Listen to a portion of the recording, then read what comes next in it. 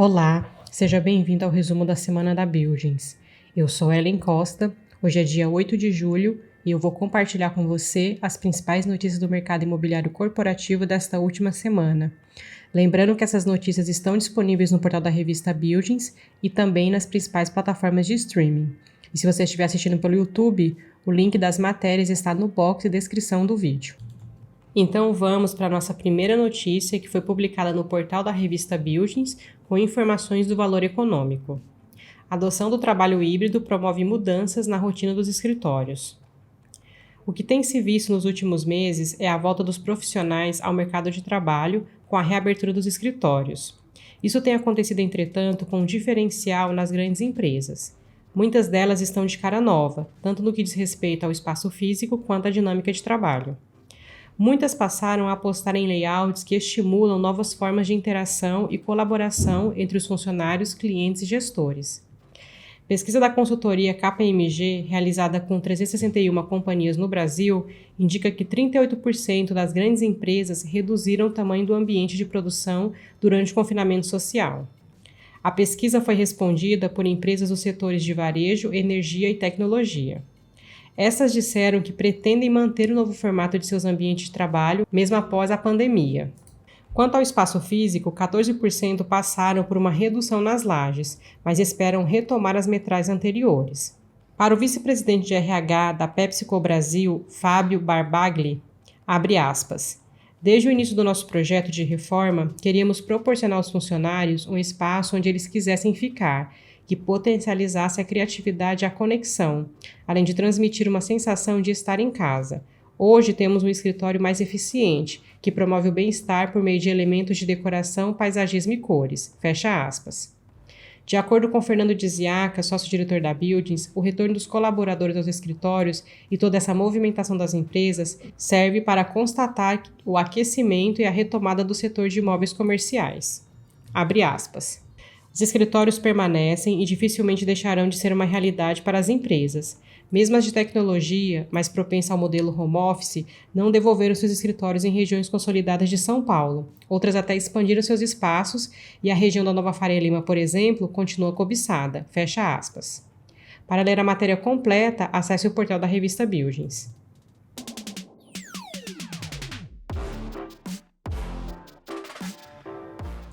Nossa próxima notícia foi publicada no portal FIIs. Fundos imobiliários. Quando aumentar a posição em fundos imobiliários de tijolo? Como muitos fundos imobiliários do tipo tijolo, que investem em galpões e lajes corporativas, estão com cotas descontadas, muitos investidores querem saber se este é o momento de aumentar a posição nesses fundos. Nos últimos meses, com o aumento da inflação e a escalada da taxa Selic, os fundos de papel, aqueles que investem em dívidas do setor imobiliário, aumentaram muito seus rendimentos. Naturalmente, muitos investidores optaram em aumentar suas posições nesses fundos. Com uma possível mudança no cenário econômico, com a taxa Selic em baixa e inflação menor, possivelmente os fundos de papel pagarão menos. Acertar o time da mudança de ênfase em papel para tijolo, no entanto, não é fácil. Marcos Correia, especialista em FIIs da Suno Research, comenta que a maioria das pessoas erra o momento certo. Na visão do especialista em FIIs, o melhor é entender o cenário, se ele como um todo já está dando indícios de fazer uma transição ou de dar um foco maior no outro setor. O especialista diz que até pouco tempo o cenário macroeconômico estava bastante favorável para quem tinha fundos de papel em carteira, uma vez que esses fundos imobiliários pagam mais quando a inflação está crescente. Porém, a inflação não vai subir para sempre e, nesse contexto, os FIIs de papel devem pagar menos. Se ao mesmo tempo que os fundos de tijolo estão descontados, com qualidade, pagando bem, mas as cotas estão com valor baixo, então a situação muda. Neste ponto, o investidor precisa refletir. Se os FIIs de recebíveis começarem a distribuir menos e os fundos de tijolo estão com maior atratividade no preço, vale a pena aumentar as posições neles. Por isso, talvez faça bastante sentido começar a comprar mais tijolo antes da mudança de cenário econômico. Correia enfatiza que, quando os rendimentos dos fundos de papel começarem a cair, os FIIs de tijolo ficarão mais valorizados, com mais pessoas migrando dos fundos de recebíveis para os FIIs de tijolo.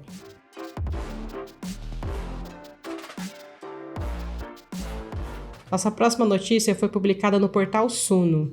Shopee expande negócios no Brasil com mais 5 centros de distribuição.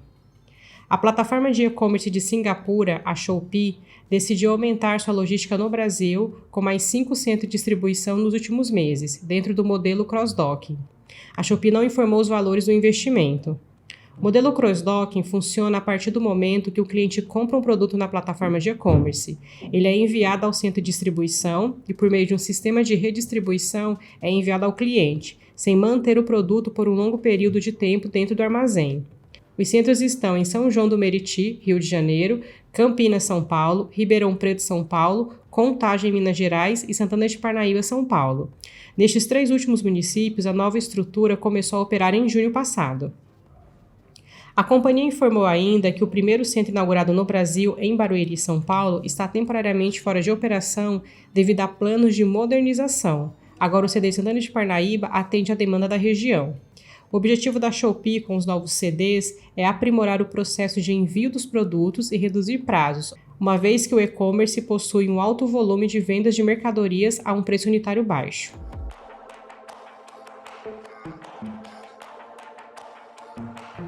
Nossa próxima notícia foi publicada na Forbes. Multiplan tem alta de vendas e ocupação de shopping no segundo trimestre. A Multiplan informou na última terça-feira, dia 5, que as vendas totais nos shoppings da companhia no segundo trimestre subiram 28,8% sobre o mesmo período de 2019 e 64,5% ante os meses de abril a junho do ano passado. As vendas no período somaram 4,9 bilhões de reais, recorde para um segundo trimestre, disse a empresa em comunicado ao mercado contendo dados operacionais preliminares. Do portfólio administrado pela Multiplan, 13 shoppings tiveram alta de vendas de 2 dígitos quando comparados ao segundo trimestre de 2019, o que representou um aumento de quase 1 bilhão de reais no volume de vendas destes shoppings, afirmou a companhia. A taxa de ocupação média dos shoppings da Multiplan subiu de 94,6% no segundo trimestre de 2021 para 95,1% no trimestre passado, ficando também acima dos 94,8% de janeiro a março deste ano. A companhia também informou que programou a divulgação do balanço do segundo trimestre para o dia 28 de julho.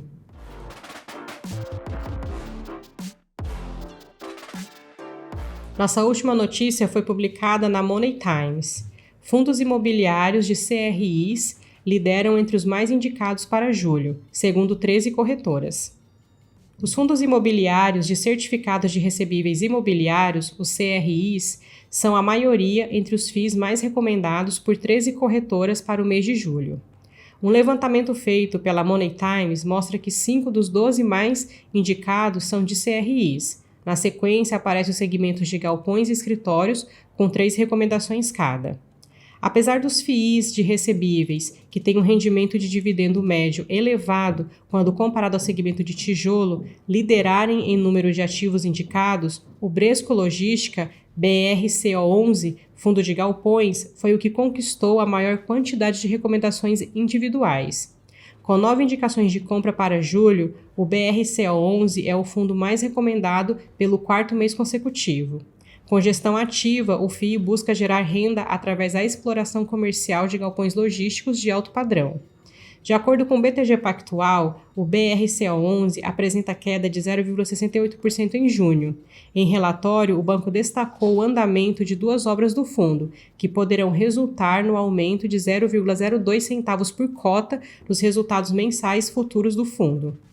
Em julho, a Guide Investimentos espera que o índice de fundos imobiliários da B3, o IFIX, continue se recuperando por conta de sinalizações mais concretas do fim do ciclo de alta de juros. Porém, mantemos uma postura mais cautelosa frente a um cenário mais desafiador e incerto no espectro político-econômico, ressaltou. Na mesma linha, a Genial Investimentos disse que segue cautelosa para o próximo trimestre, sem vislumbrar gatilhos de valorização.